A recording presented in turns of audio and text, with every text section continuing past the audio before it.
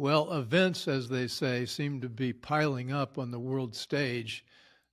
We've had Ukraine, Russia. Now we're looking at Hamas, Israel.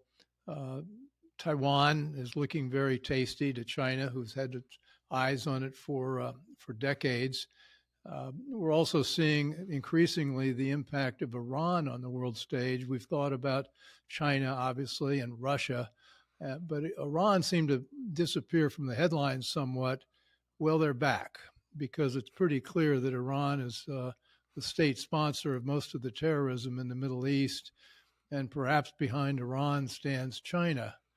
Uh, for this guy who spent his year in private equity doing investments where the world was much more certain, uh, we were risking dollars, but we weren't risking lives. And with the Biden administration seemingly making one feckless bad move after another, I'm getting very concerned about where this is going.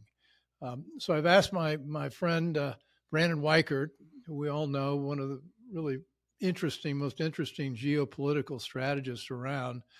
Brandon is working on a book. I'm not sure when it's published. We'll find out in a second, about Iran.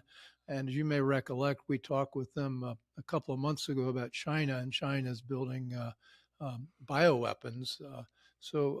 And then I think, as I recollect, Brandon, you've also written an interesting book on space warfare. And that also seems to be coming into play. The world's become a very dangerous place. So, Brandon Weichert, what are we to make of events? Well, you are correct that it is grim and getting grimmer. I keep telling people in the private sector for the last 6 months who are interested in political risk, or geopolitical risk, I keep telling them that this election is going to be the last chance really to stop the bleeding, as it were.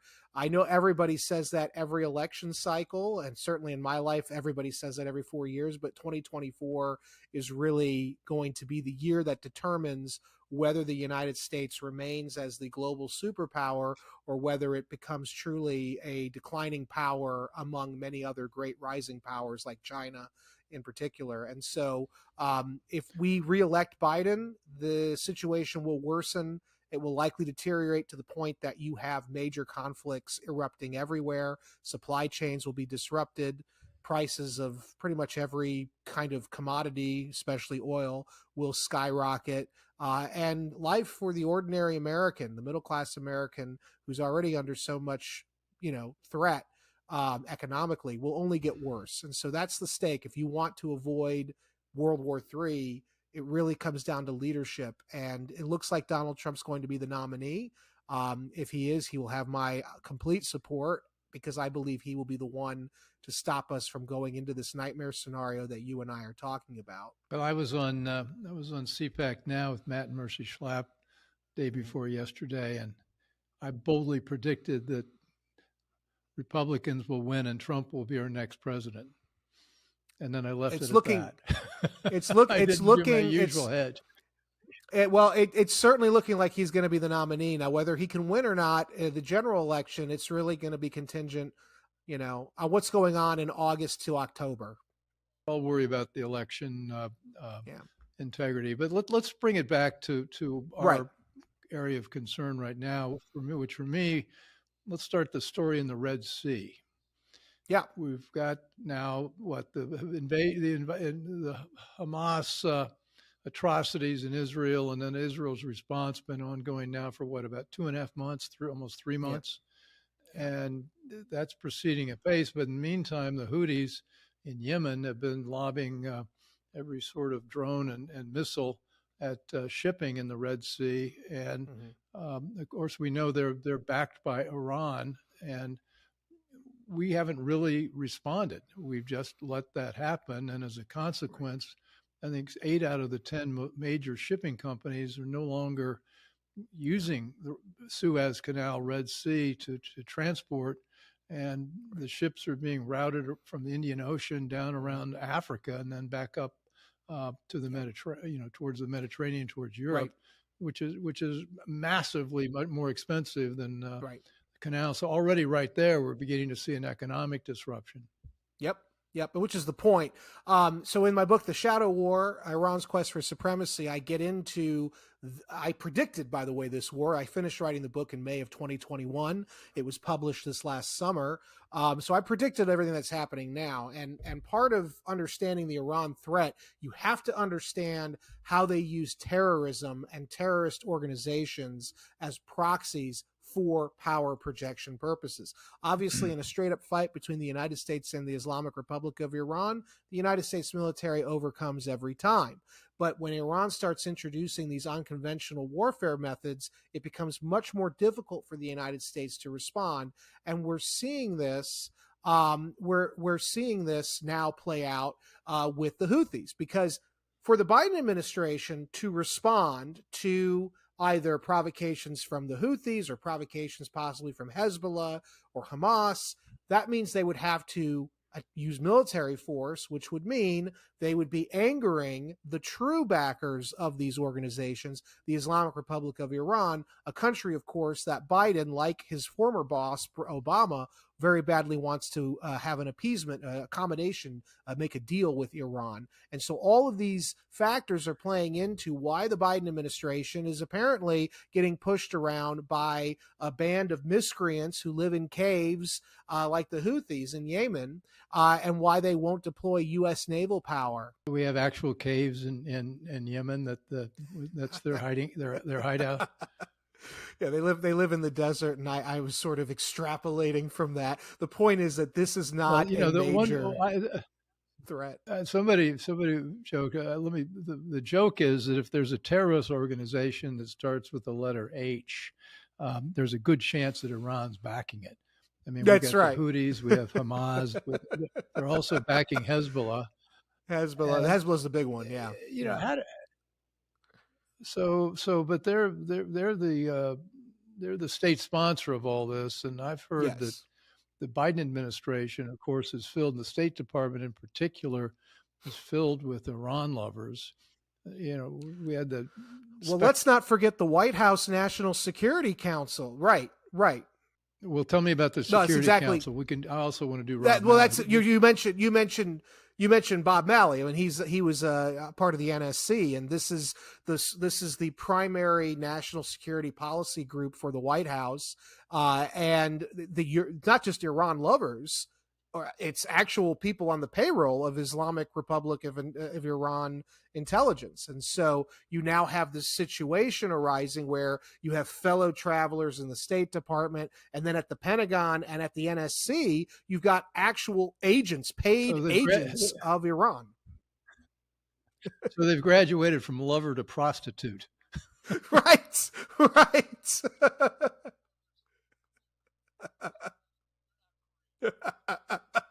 That's right. And that's who's formulating our Iran policy. And so it shouldn't surprise any American scratching their head going, how are we letting the Houthis walk all over us? Or how are we letting Iran get away with all of that they're getting away with? Well, it's because we have a president and an administration right now that not only is sympathetic to Iran, but actually has been penetrated by Iranian intelligence. Your audience should be aware of one thing in particular that's been glossed over, and I think it's been glossed over because there's actual investigation going into it.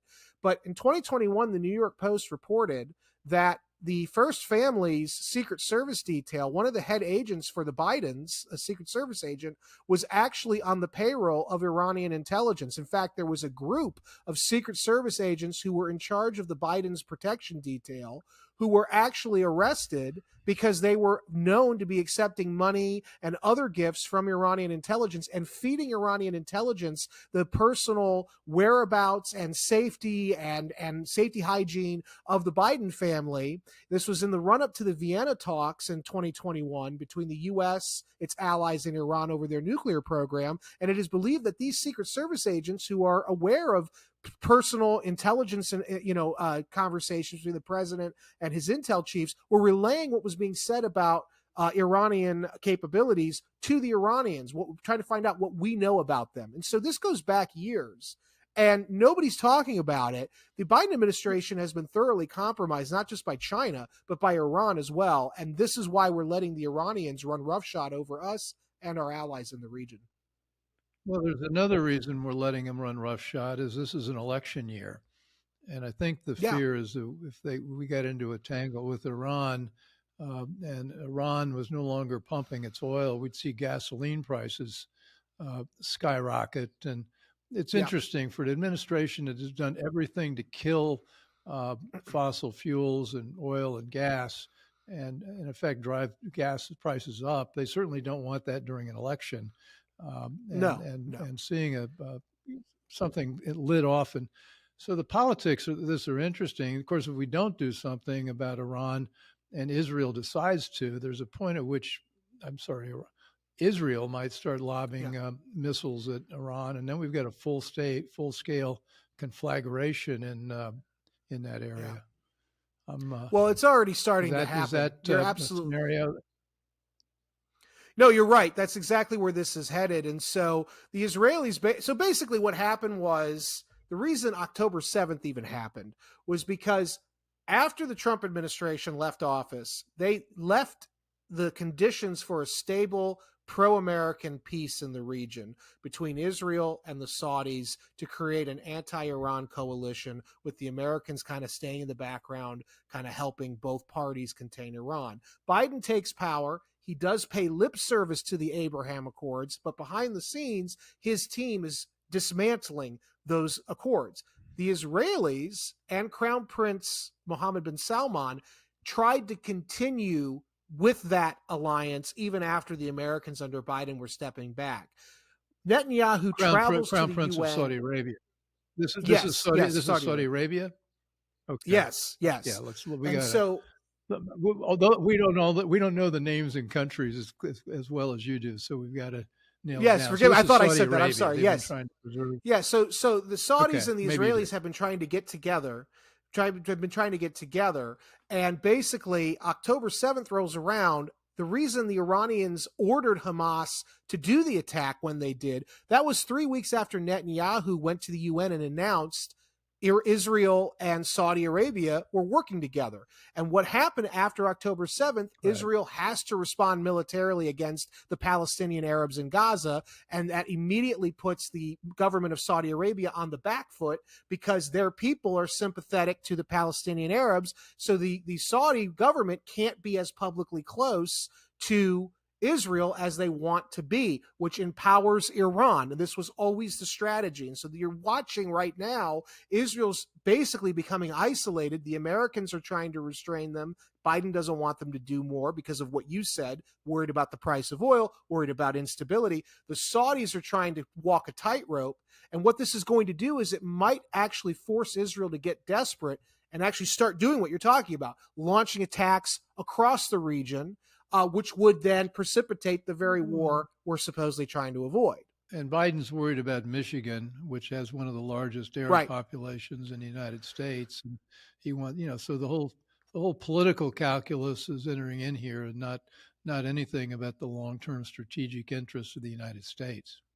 Right. And we are going to, what's going to happen, I think, is the closer we get to the election. And by the way, the Iranians know that if Trump is reelected, their whole little plan for pushing the Americans out of the region by attacking our allies like Israel and Saudi Arabia, that whole plan dies. So I actually think the fact that Biden might not win the election in 2024 is prompting Iran to get more aggressive, to kind of use it before they lose it, if you will. Because if Trump gets reelected, they're going to have to stand down because Trump's going to go crazy on them. And they know that. And so that's why I think you're actually going to see greater geopolitical risk over the next 8 to 12 months, not less. People think that Biden, by restraining Israel and all this, is actually bringing peace. Yeah. He's not.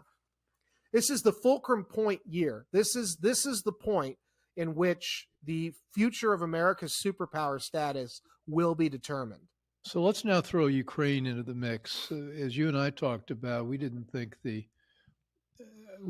Ukraine could win this war from the get go, and it now looks like if they haven't lost the war, that certainly they're not going to win. And the United States, the big constituents or big parts of the Congress now don't want to put any more money into the Ukraine initiative, further sealing their fate. How does that play out? Yeah. So, and actually, what you're seeing in Iran and the Middle East is linked to what's going on between Russia and Ukraine, because the Iranians are allied with Russia Yeah, as that's what I well as bring up. Yeah. China. Yeah, and so now you see this sort of becoming a global battlefield. With the thing with Ukraine is that without the support of the United States, they cannot possibly continue the war. Even with the support of the United States, though, they couldn't win the war because they don't have enough troops. The territory that they have to retake is too large, and the Russians are too well entrenched in the eastern part of Ukraine and in Crimea. And the war in Ukraine, and you and I might have spoken about this before, but the war in Ukraine is all about Sevastopol, which is the naval port in Crimea. That is what this has always been about. After the Cold War, people like Victoria Nuland and other neoconservatives got it in their head that we could push Russia out of its historical foothold in Sevastopol and therefore deny them access to the Black Sea by making Ukraine a NATO and EU member. And Putin knows this. This is, by the way, the basis of my next book, which is right now entitled A Disaster of Our Own Making. Putin is aware that he's got 4 major warm water ports, one in Tartus, Syria, one in Sevastopol, Vladivostok, and one on the Baltic Sea in the Kaliningrad. He needs warm water ports to be a truly powerful nation with international trade linkages. He cannot afford to lose Sevastopol, and Well, so he's going to fight to the death for that. Sevastopol is Crimea, which is for those of us that don't have a map in front of them, it all open. This all sits above the Black Sea, and the warm water ports you're talking about are in the Black Sea, and Ukraine and Russia really traditionally sort of shared that access, Right, depending on who was in charge. And so that's why this is so strategically important. A right. war of our own making. The title suggests what you believe. I believe that we've provoked Russia in this and made a lot of strategic blunders and made this war inevitable. And now we're paying the price for that. I Agree? think you're right. Yeah, I think you're right. I mean, Russia's not innocent in this either. But I do think that we basically, after the Cold War, there was a very small window of opportunity where we could have really flipped Russia into being a part of the West. And our elite, the very same elite who fought Reagan when Reagan said, I'm going to defeat the Soviets.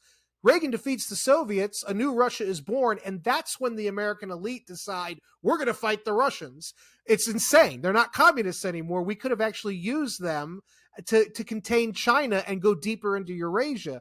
But because of the way the neoconservative and neoliberal elite in DC work, that's when they went to basically to war with Russia. And now here we are 30 years later, a disaster of our own making. All of this was avoidable.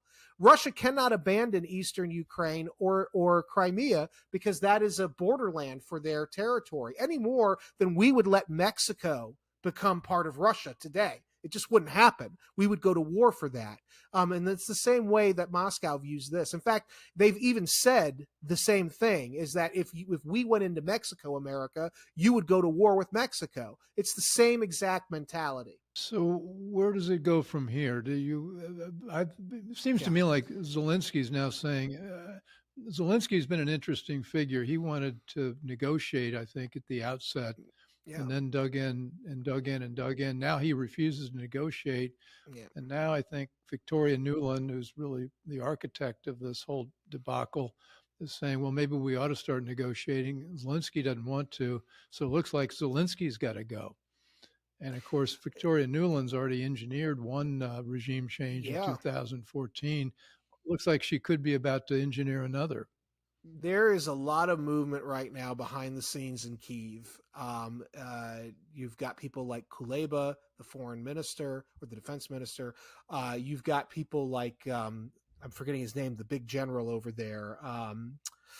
Starts with a Z, Zaluzhny. You've got people like General Zaluzhny, who's very respected, who's been leading the Ukrainian war effort, who's been telling Zelensky, we can't take eastern Ukraine and Crimea. It's not possible. It's not militarily feasible. And Zelensky is saying, no, go, go, go. And so you're right. The makings for some kind of coup are there because Zelensky's already cracking down on these people in his cabinet who are starting to question his war strategy. in about a year and a half ago, after Kyiv was successfully defended from the Russian invasion. That was the moment, and you and I spoke about this before, that was the moment when Ukraine had maximum leverage over Russia, and Russia was willing to make a deal. They went through the Israelis, Naftali Bennett, who was the prime minister of Israel before Netanyahu, and Naftali Bennett is the one who said Boris Johnson in England and President Biden basically threatened Zelensky, you are not to even think about negotiating. And that is what set Zelensky on the path of becoming this hardliner. I also think Zelensky's worried about his future if he makes a deal. He'll look very weak in the eyes of his own people. He might even get overthrown. And he's also worried about his bottom line. He's got many millions of dollars he's made off of all the years of assistance that we've given to Ukraine. Now, just for your audience's sake, I'd like to add one quick thing. I have a very different take, I think, than most on Zelensky. I actually think Zelensky is a tragic figure. I think that he's got a terrible position he's in. I empathize and sympathize with the fact that he is trying to save his country. I think that's a legitimate thing he's trying to do. It's in an impossible position, but I do think there's a lot of corruption there. And I think that the corruption is actually feeding the war effort. And in my new book, I talk about how all of this decades of corruption with Western aid is actually causing the war to go on longer, killing many millions more of Ukrainians than it would. Because any rational person would have said when Kyiv was defended, the capital, that's when you make a deal. You don't make a deal, Bill, you know this, when you have no leverage. That's a terrible position to be in. They've lost their leverage now in Ukraine. Russia doesn't have to deal with them. They don't have to. Yeah, you're not going to. You can try to make the deal, but you're not going to like it. Well, for those of us here in the United States who've wanted to portray this as a morality tale with, plucky Ukrainians and evil Russians, that's a narrative which never was true. Ukraine's a complex country. It has a history of corruption. It was never all that virtuous. Russia was never all that evil. I think they have interest, as you point out, to protect their access to warm water ports and bringing NATO into at the doorstep of Russia by making Ukraine a member was never going to happen. So this is about interests, and it seems like we've played the cards completely wrong. And we've created the problem. It didn't. This problem didn't need to exist. It didn't need to exist. Yeah. Well, so I want to weave the third player in the stage here, because your initial point about the United States losing its hegemony, I think that's already happened. I think we're already at a point where strategically we don't control events anymore. And we've got Russia, we've talked about. Iran is now looming. And China, of course, is the big one, the 900-pound potential existing enemy out there. What role do you see China playing in instigating what happened in Ukraine, and also instigating what happened on Gaza Strip and setting this whole counter peg off? Well, powder keg. Let me try that again. Powder keg. Yeah. Powder keg. Well, you're get fast three times. You're powder keg. You're right. Again, I would also like to just say, you said something that reminds me of an old Abraham Lincoln quote. He apparently said at some point during the Civil War, he said that I do not claim to have controlled events, but confess plainly that events have controlled me. And what he was saying at that time was he viewed himself as a failure because he didn't prevent the Civil War, the bloodiest war that we ever fought, the war between fellow Americans. And I'm worried that something similar is happening today on the global stage. America's no longer controlling events. Events are controlling us. And that's when wars, really bad wars, start that get a lot of Americans killed and make a lot of Americans poor. And so that's my fear here. You're absolutely right. And as for China, the hidden hand of the Red Communist Party could be felt at every point in all of these conflicts and crises. In Game of Thrones, the famous series on HBO based on the George R.R. Martin books, there's a character who's an upstart and he's trying to overthrow the system and make himself the leader. And he tells another character, for him, chaos is a ladder. It is you create enough chaos to climb your way from the bottom. As everybody's fighting, you climb over them, and now suddenly they've all fought each other to exhaustion, and now the new guy's in charge. That is what China's doing. Chaos is a ladder for them. They cannot overcome the American-led system without creating so much chaos and despair everywhere and confusion that then America's strained and drained. That's where we are now. Okay, we are strained and drained economically. Our military. No, I'm going to continue. Your larger point's the right one. The details, though. We've drained we've emptied the shelves of our armaments. We shipped it all to Ukraine. Exactly. We don't have anything left to handle whatever might happen in Taiwan. We've put ourselves in a position financially where we can't afford, because we shut down our own oil and gas production, or at least hindered it, and allowing the other players like Iran to become strategically much more important. It seems like our economic strategy has been back. Of course, the economic strategy is not an economic strategy. The Biden administration is really most interested in the CO2 climate jihad, and they would really like to shut it down, which would further hobble the United States. We're not just stepping back. It looked like the Biden administration is not interested in protecting America on the world stage. Well, they are ideologues.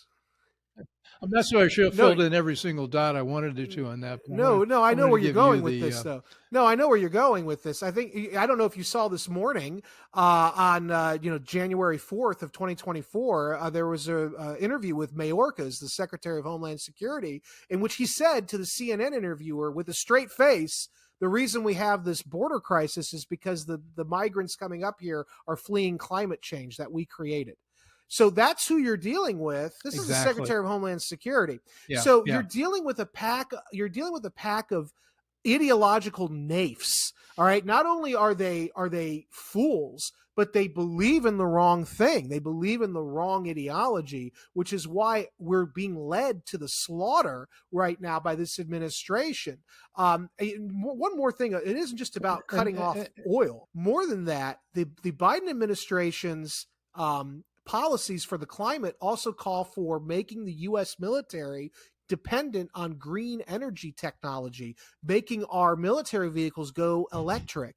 Well, even if that was possible, and if those vehicles were as durable as fossil fuel powered vehicles, the supplies needed to create those vehicles are rare earth minerals. 90% of the rare earth mineral supply is controlled right now by China. So what Biden's trying to do is buy massively more expensive vehicles for the military and equipment for the military that's supposedly green. And all of those equipment and military vehicles would be built by supplies exclusively provided by China. That is a terrible idea. It's awful. Like, can you see the Battle of the Bulge losing the Battle of Bulge because we couldn't find any charging stations for our tanks, which is what we're talking.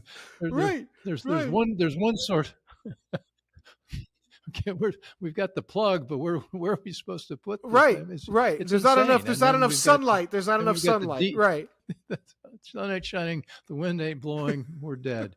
But then we've also got the diversity, equity, and inclusion agenda, which is also important to this administration. And we have two flags at each embassy all around the world. One's the American flag, which is, I'm glad they're still flying. The other one is the gay pride flag. Yes. And so, but if they could replace the American flag with the gay pride flag, they would. They'd be happy to do it. So, goodness, we're not cheering ourselves up here. But one other thing, cheery. I think this is actually we're laughing, but they're doing things which are strategically catastrophic. Well, and it's sort of gallows humor, I guess, on our part. But the one other thing I would add, I don't know if you saw, because you mentioned my first book, Winning Space. I was part of the team. I was on the periphery of that formulation of the Space Force. We talked about space dominance. We talked about putting satellite defenses up. We talked about missile defenses. Well, since Biden took over, Space Force has been obsessed with one thing: diversity, equity, and inclusion. So much so that they just promoted a lieutenant colonel who's a man dressed as a woman. And that's who's commanding Space Force forces right now. It's insane. We have literally crossed the Rubicon of insanity. Our enemies are watching this and they're loving it. This is the greatest self-immolation of a superpower imaginable, and it's happened in 3 years. 3 years to destroy what took 200 years to build. It's incredible to see. So we've already got the fire blazing. Let's throw a little more fuel on it. Yeah. I haven't tracked it. Evidently, there's the story is out that Biden and Sullivan and Newland and Blinken are four stooges that are running our global strategy, are thinking about seizing Russian dollar assets to the tune of almost $300 billion. And that's also a source of their reserve currency, I believe. I'm not sure where it resides. Have you heard that? Is that true? Yeah. No, that is something they're looking at doing.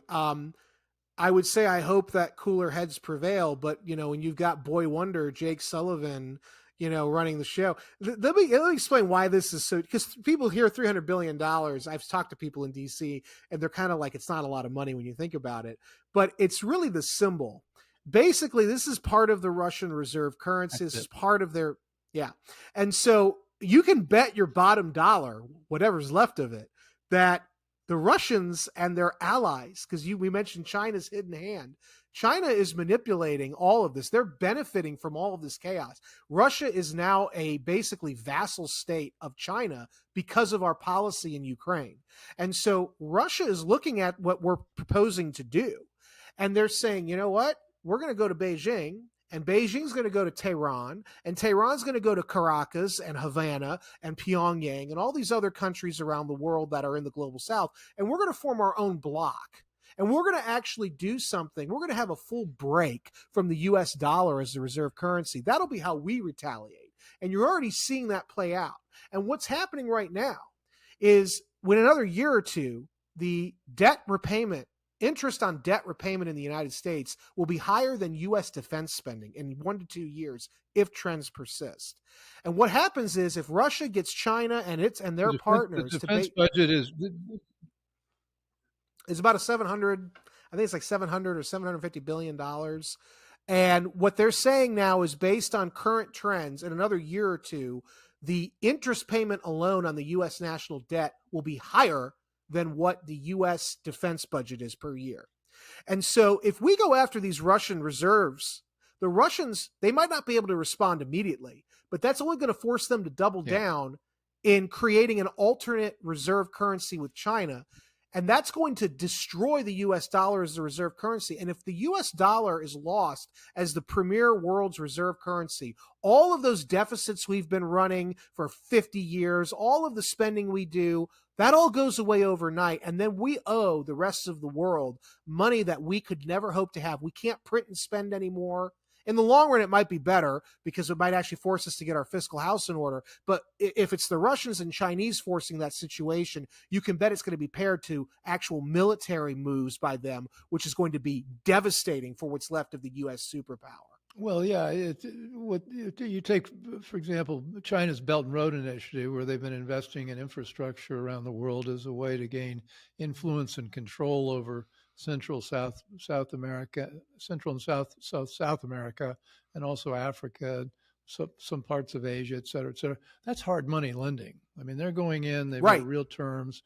It's a commercial transaction, whereas you look at what we're doing with our global international organizations, the IMF, the World Bank, we're lending money for services. We're lending money for things that are not tangible, and we're also not attaching any strings to it. Except would you sort of salute the gay flag, the great gay pride flag when you walk by it? If you're a Catholic nation, naive approach to dealing in the world.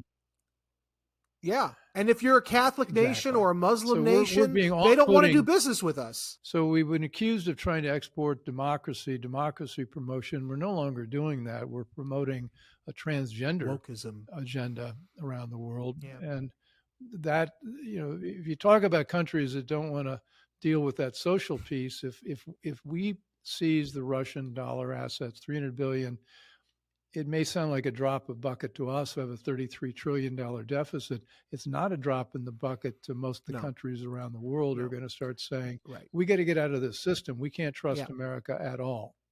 That's right. And you're already seeing, by the way, Russia used to be pretty good about trying to be the middleman when it came to Iran, pinging back between us and Iran. The moment October 7th happened, what you have witnessed is Vladimir Putin has decisively made Russia very obvious. He's very clear that we support Iran. We stand with Iran. Just last week, he flew and met with the leadership of Iran and had a photo op with them in which he explicitly said that Russia stands with Iran. Okay, so what you're seeing now is the Beijing-led autocratic alliance throughout Eurasia is congealing into one bloc. They're working increasingly closely together. They have differences with each other, but they're more threatened, they think, by America. So they're starting to set those differences aside in the near term. And now you're seeing not only the branching out of Chinese power through Russia, through Iran, but you're now witnessing the branching out of Chinese power into Latin America. You're seeing Venezuela now threatening to do to Guyana what Saddam Hussein tried to do to Kuwait in 1991. And even if the Venezuelan army is the biggest joke in the world, which it probably is, next to the Iraqi Navy, the fact of the matter is the mere fact that they are threatening to do this is going to destabilize our part of the world and cause an even larger refugee flow. Joseph Humeyer, a friend of mine who specializes in Latin American affairs, he said to me about 2 months ago when we were on the lecture circuit, we were having dinner, he and I, and he said that he thinks it could be the greatest refugee wave in the history of the world if this Venezuelans go into Guyana. Coming up to our southwestern border, which even now is at record numbers of illegal people coming in, we can't control it. Now imagine if there's a full-throated great power war in Venezuela in Latin America between Venezuela and Guyana that forces us to get involved on the side of Guyana and obviously China and Russia to get involved and Iran on the side of Venezuela in our own backyard. Strikes me we're going to have to put a warning label on this episode. Beware, beware the gloomy scenario. This is but dire, children. You have to remember. I think I said this to you before. The Churchill quote. This may be R-rated. Explicit, but the Churchill quote about America has always, I think, been true. I think it will pan out in November as well, which is that basically the Americans do all the wrong things before they're forced to do the right thing. And I think that for the last 3 years, we've done all the wrong things because we could afford to, but now our backs are increasingly against the wall. Because I can't stress this enough. You change the leadership in D.C. It's not a panacea. It's not going to cure all of our ills because we've got some really deep social rot in this country. But in the near term, these threats that we're facing from abroad, those will die down very quickly if President Trump is reelected. I cannot stress that enough to your audience. The rest of the world, notably the Chinese and the Russians, fear Trump. They fear him. They think he is crazy. They think he's the Mad King, if we're going to go with a Game of Thrones reference again. And I think he might be as well. It worked for Reagan. Exactly, and Nixon. Yeah. The Mad King is preferable to Mr. Magoo, okay? Because that's what we have right now with Biden. We have an unlikable Mr. Magoo. And so, the rest of the world thinks it's open season on the United States. In this case, we get Mr. Magoo's evil doppelganger. Right, and his corrupt son of Mr. Magoo. Right, and his corrupt son. So this is where we're at. Is the whole system is blinking red. It's been blinking red for about 4 years. Thank God America, though, usually can course correct because we have election cycles every 2 and 4 years. But at some point, as Thomas Sowell warned us in 2010 about Obama, at some point, even the United States will reach the tipping point where there is no point of return. And so that's why I say 2024 is the key theme here. If we can change leadership, as distasteful as people may find Trump, and I know people find Trump distasteful, the fact of the matter is, we had a good economy under Trump. We had one of the best in the world, and we had a safe country. Now, maybe internally there were divisions, but our national security was well protected.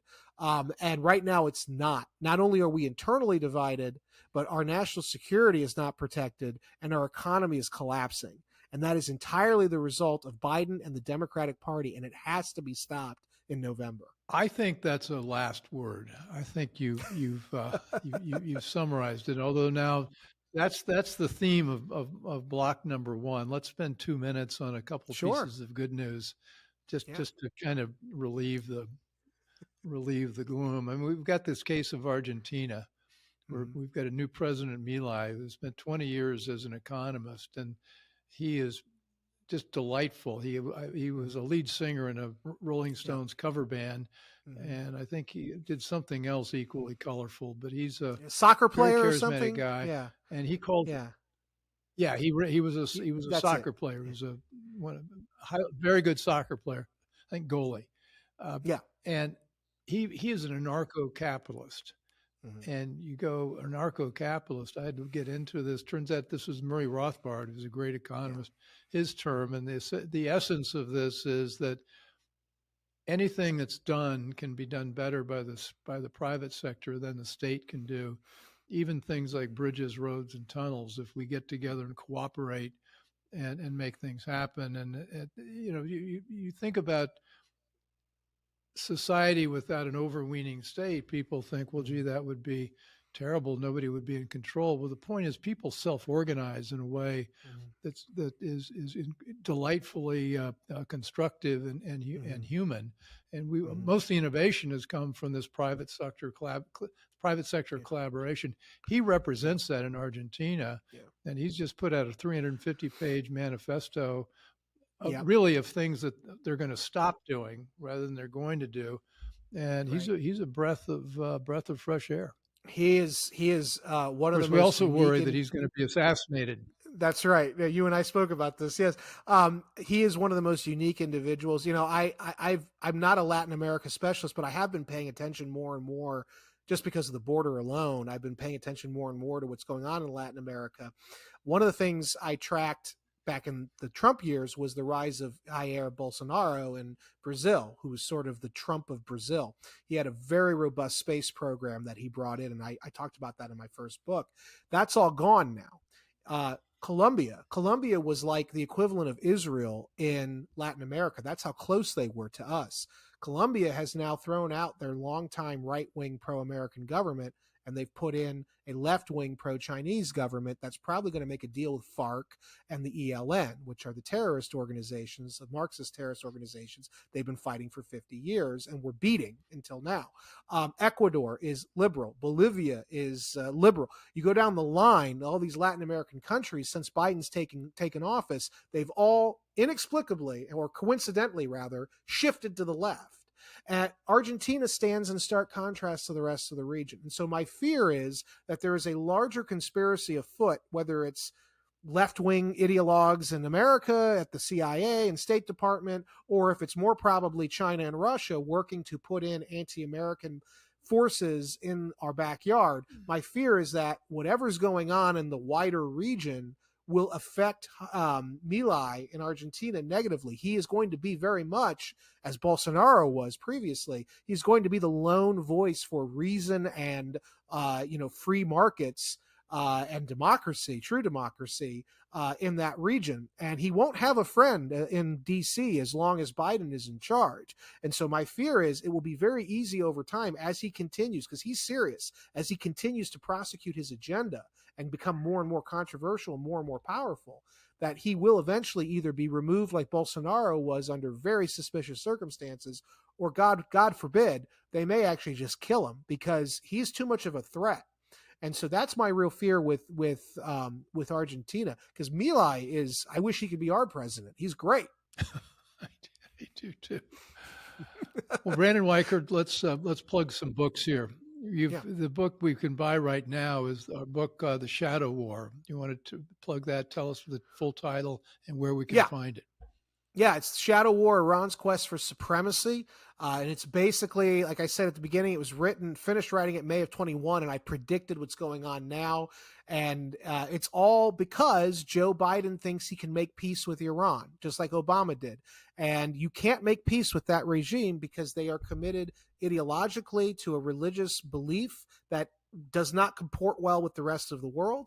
And also, they see themselves as the dominant power, the true heirs of Muhammad, and they're going to fight to the death to ensure that they're the dominant ones. You can't make a deal with somebody like that.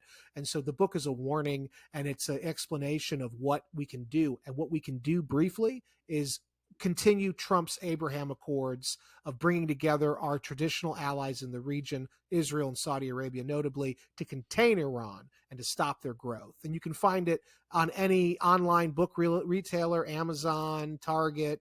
I would say go to your local bookstore, Bill, but those seem to be dying. So people are having most of their luck at Barnes and Noble and Amazon. Great. Well, Brandon, thanks a lot. This is, as always, we're laughing through the gloom, but I think I think we've done a pretty good job outlining where we are. And let's come back and sometime soon, and we'll see where we've ended up with the Red Sea and those issues there. I hope we're smart enough to get through this. So anyway, thanks everyone for joining. And as always, you can find us on all the major podcast, webcast platforms, CPAC Now. And we've got our show also on Substack. So join us there as well and send us some comments if you like this, and please subscribe and ask all your friends to subscribe. So anyway, thanks for joining. Brandon Weichert, thanks again. Thank you.